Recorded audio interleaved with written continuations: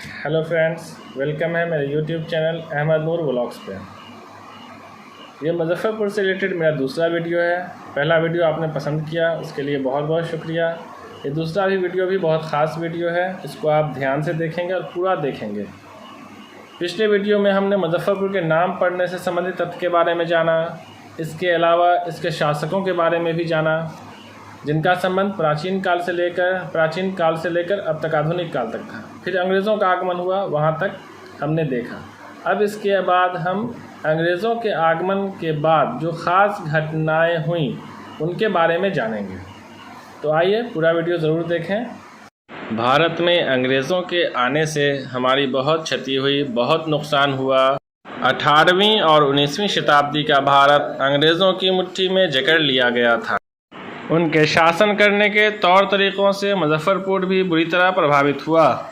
जब भी भारत की स्वतंत्रता आंदोलन की बात आएगी, मुजफ्फरपुर का नाम ना आए ये नहीं हो सकता। इसलिए नहीं कि बोलने वाले का संबंध मुजफ्फरपुर से है, बल्कि इसलिए कि तारीख़ की किताबें जब आप उल्टेंगे, इतिहास की बातों को जब आप जानेंगे, तो आपको मेरी बातों में सच्चाई दिखेगी। जब अंग्रेज़ों ने 1905 ईस्वी में बंगाल का विभाजन कर दिया तो इसका बहुत ज़बरदस्त विरोध हुआ, जिसकी चिंगारी मुजफ्फरपुर तक आई।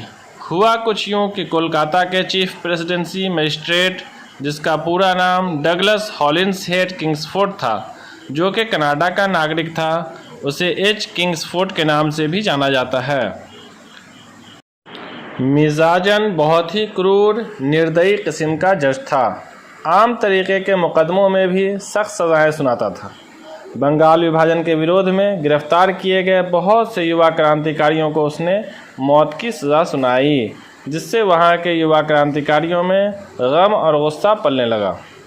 इसी बीच सुरक्षा के मद्देनज़र एच किंग्सफोर्ड का तबादला मुजफ्फरपुर सेशन जज के तौर पर कर दिया गया, क्योंकि अंग्रेज़ों के आला अधिकारियों को इस बात का आभास हो चुका था कि एच किंग्सफोर्ड की जान को ख़तरा हो सकता है।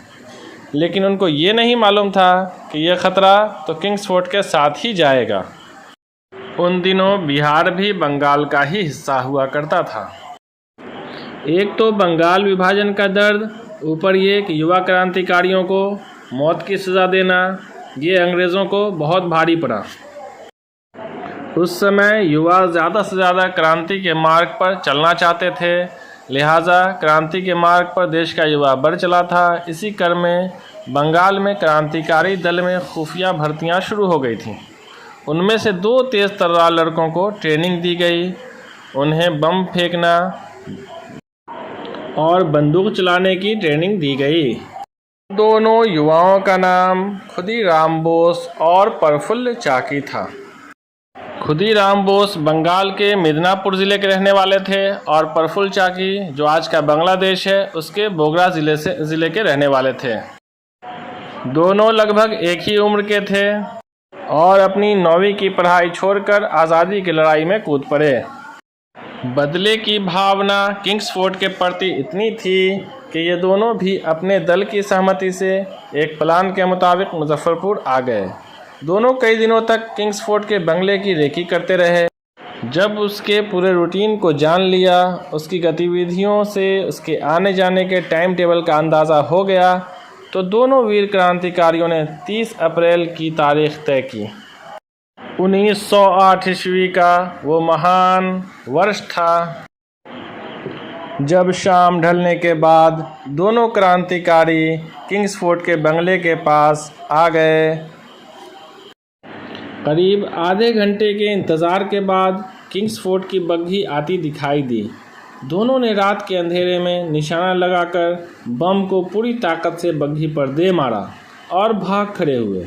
इस घटना को ही मुजफ्फरपुर बम कांड या मुजफ्फरपुर षड्यंत्र कांड के नाम से इतिहास में जाना जाता है। दोनों का निशाना सही लगा था, इसलिए उनको यकीन हो गया कि किंग्सफोर्ड का काम तमाम हो चुका है। लेकिन नहीं, निशाना तो बिल्कुल सही था। बम भी ज़बरदस्त था, जिसकी गूंज 3 मील तक सुनाई दी। मगर उस बग्घी में किंग्सफोर्ड नहीं था, बल्कि उसके परिवार की 2 महिला सदस्य सवार थी, जिनकी मृत्यु हो गई। यह घटना कोई मामूली घटना नहीं थी। इसने अंग्रेज़ों के रातों की नींद उड़ा दी। यह अंग्रेज़ों के लिए बहुत चौंकाने वाला वक्त था, क्योंकि मुजफ्फ़रपुर में इससे पहले कोई ऐसी बड़ी घटना नहीं हुई थी। मुजफ्फ़रपुर एक शांत क्षेत्र था, फिर भी इस तरह की घटना का अंजाम पाना उनके लिए चिंता का विषय था। किंग्सफोर्ड के बंगले के पहरेदारों ने दोनों का हुलिया पुलिस को समझाया, क्योंकि कई दिनों तक उन्होंने उनको रेकी करते देखा था, लेकिन उनकी उम्र के हिसाब से इस बात का अंदाज़ न लगा पाए कि ये युवा ऐसी हरकत कर सकते हैं। तो उस समय तक मुजफ्फ़रपुर एक शांत क्षेत्र था, अतः अनुमान लग गया कि ये लोग लोकल नहीं हो सकते। अतः मुजफ्फ़रपुर से कोलकाता तक पूरी तरह अलर्ट कर दिया गया, या ये कहें कि पूरा बंगाल अलर्ट कर दिया गया, क्योंकि उस समय बिहार भी बंगाल राज का ही अंग था। खुदीराम बोस और प्रफुल्ल चाकी रात भर नंगे पैर भागते रहे। उन्हें उम्मीद रही होगी कि रात में ज़्यादा से ज़्यादा दूर भागकर अपने आप को महफूज किया जा सकता है, सुरक्षित जगह पर जाया जा सकता है। सुबह होते ही किसी भी स्टेशन से कोलकाता रूट की ट्रेन पकड़ा जा सकता है। सभी थानों की गश्ती बढ़ चुकी थी। भागते भागते दोनों शायद बिछड़ चुके थे, या शायद ये प्लान का हिस्सा था कि दोनों अलग अलग भागेंगे तो पुलिस पकड़ नहीं पाएगी, उन्हें सही अंदाज़ा नहीं हो पाएगा। 1 मई की सुबह दोनों की ज़िंदगी का अंधेरा लेकर उदय हुआ। खुदीराम बोस को तत्कालीन भैनी स्टेशन, जो आज का खुदीराम बोस स्टेशन है, से गिरफ्तार कर लिया गया और प्रफुल्ल चाकी समस्तीपुर पहुंच गए। वहां उन्होंने कपड़े बदले, स्टेशन से टिकट लिया और हावड़ा रूट की ट्रेन में सवार हो गए। किस्मत ने यहाँ बहुत बड़ा धोखा दिया, क्योंकि उसी ट्रेन की उसी बोगी में सब इंस्पेक्टर नंदलाल बनर्जी सवार था। बनर्जी एक तेज़ तर्रार इंस्पेक्टर था। उसने प्रफुल्ल चाकी से बंगला भाषा में बात करनी चाहिए। प्रफुल्ल चाकी बात कम करना चाहते थे, लिहाजा वह दूसरे बोगी की तरफ चले गए, उनको मुतमईन न कर सके। इससे बनर्जी को 100% इस बात का शक हो गया कि ये 2 लड़कों में यही एक लड़का है। बनर्जी का शक यकीन में बदल गया कि ज़रूर 2 लड़कों में एक लड़का ये है। इसलिए उसने तुरंत दूसरे पुलिस स्टेशन को तार दिया और अगले स्टेशन मोकामा स्टेशन की घेराबंदी करवा दी। प्रफुल्ल चाकी की भी धड़कनें तेज़ हो चुकी थीं। उन्होंने भी खतरा भांप लिया था, उनको अंदाज़ा था कि कुछ भी हो सकता है। अतः उन्होंने मोकामा स्टेशन पर ट्रेन के रुकते ही भागने की कोशिश की। कुछ उम्र का भी तकाजा था, लेकिन बनर्जी तो पहले ही सूचना देकर स्टेशन पर की घेराबंदी करा चुका था। प्रफुल्ल को जब लगा कि वह पकड़े जाएंगे, तो मुस्कुराते हुए अपने ही रिवॉल्वर से खुद को गोली मार ली और शहीद हो गए।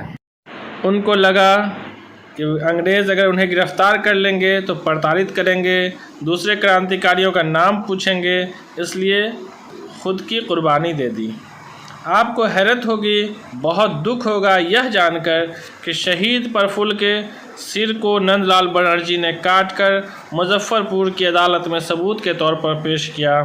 फिर उनके सर को पहचान के लिए बंगाल भेजा गया। उधर भैनी स्टेशन पर खुदीराम बोस सुबह की ट्रेन पकड़ने की तैयारी कर रहे थे, तभी उन्हें अरेस्ट कर लिया गया। मुजफ्फ़रपुर की अदालत में उन पर मुकदमा चलाया गया और 11 अगस्त 1908 ईस्वी को उन्हें सिर्फ 18 वर्ष की आयु में फांसी दे दी गई। इस बम कांड की लहर पूरे मुजफ्फ़रपुर में फैल चुकी थी। इसकी चिंगारी ने मुजफ्फ़रपुर के युवाओं को सबसे अधिक प्रभावित किया। अपने मुल्क पर मर मिटने की चाहत यहाँ भी पनपने लगी। क्रांति के मार्ग पर चलने की प्रेरणा उन्हें इस कांड से मिली, जिसके बाद 1908 के अंत तक कई गुटों ने गुप्त तरीके से काम करना आरंभ कर दिया। इस हवाले से पूर्व स्वतंत्रता सेनानी त्रिवेणी प्रसाद सिंह की पुस्तक से अच्छी जानकारी मिलती है। एक क्रांतिकारी पार्टी का गठन धोवजा प्रसाद साहू के नेतृत्व में हुआ, जिसमें अधिकतर कॉलेज के छात्र शामिल थे। इस संगठन के पीछे आचार्य JB कृपलानी का संरक्षण था, उनका हाथ था, जो GBB कॉलेज, वर्तमान का LS कॉलेज के प्रोफेसर थे। हथियार चलाने की ट्रेनिंग शुरू हुई। आम लोगों को भी आंदोलन से जोड़ने के लिए पर्चे छापकर बांटने का काम शुरू हुआ, जिसके लिए तत्कालीन SP ऑफिस से टाइपराइटर की चोरी की गई। इस तरह मुजफ्फ़रपुर भी गुपचुप तरीके से अपने आंदोलन को खुफिया तरीके से अपने आंदोलन को आगे बढ़ाता रहा। कई बार पुलिस की छापेमारी भी हुई, गिरफ्तारियां भी होती रहीं, लेकिन इस संगठन का वास्ता जब गांधी जी से पड़ा तो गर्म दर की लड़ाई का तरीका ही बदल गया। हम मुजफ्फरपुर वासी इस बात पर गर्व महसूस कर सकते हैं कि गांधी जी का आगमन यहाँ 3 बार हुआ। प्रथम बार 1917 ईस्वी में जब वो चंपारण जाने के लिए यहाँ आए, दूसरी बार 1920 ईस्वी में और तीसरी बार 1934 ईस्वी में। अफ्रीका में अंग्रेज़ों की अकल ठिकाने लगाने वाले गांधी जी का नाम पूरे भारत में गूंजने लगा था। यहाँ के लोगों की उम्मीदों में गांधी फिट बैठ चुके थे। भारत के लोगों में एक उम्मीद की किरण जगी। बिहार के चंपारण में मजदूरों के साथ अंग्रेज़ों का जुल्म अपने चरम पर था। अतः गांधी जी को चिट्ठी लिखी गई। राजकुमार शुक्ल, मौलाना मजहरुल हक, जिनसे गांधी जी की खासी मित्रता थी, इसके अलावा जेपी कृपलानी वगैरह ने गांधी जी को यहाँ आने का न्योता दिया। गांधी जी प्रथम बार 1917 ईस्वी में मुजफ्फरपुर आए, फिर यहाँ से चंपारण के लिए रवाना हुए। उनकी यह यात्रा ने देश को एक नई दिशा दी, इसलिए वह इस धरती को अपनी हृदय स्थली और कर्मभूमि मानते थे। दूसरी बार वह असहयोग आंदोलन को धारदार बनाने के लिए इस सिलसिले में मुजफ्फरपुर आए। 1920 ईस्वी की इस विशेष यात्रा में उनका ठहराव शफ़ी दाऊदी के घर पर हुआ, जिसे शफ़ी मंजिल के नाम से जाना जाता है। उर्दू हाई स्कूल चंदवारा में एक बड़ी जनसभा हुई, जिसे गांधी जी ने संबोधित किया। तीसरी बार गांधी जी का आगमन 1934 ईस्वी में हुआ, जब भूकंप से 14 जनवरी 1934 को आए भूकंप से पूरा उत्तर बिहार तबाही झेल रहा था। जान माल की काफ़ी क्षति हुई, काफ़ी नुकसान हुआ। राहत वितरण में हुकूमत सुस्ती कर रही थी, तो गांधी जी एक मसीहा की तरह यहाँ आए। उनके आने से लोगों की एकजुटता काफ़ी बढ़ गई और पीड़ित परिवारों को हौसला मिला, उन्हें राहत सामग्री मुहैया हो पाई।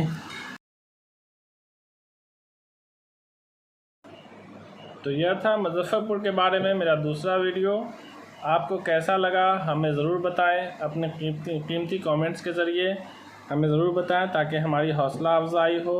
और अपने दोस्तों रिश्तेदारों को भी ये वीडियो ज़रूर शेयर करें, ताकि ज़्यादा से ज़्यादा लोगों तक ये वीडियो पहुँचे। अक्सर ऐसा होता है कि हम दूर दराज के बारे में ज़्यादा जानते हैं और अपनी ही लोकेलिटी के बारे में कम जानते हैं।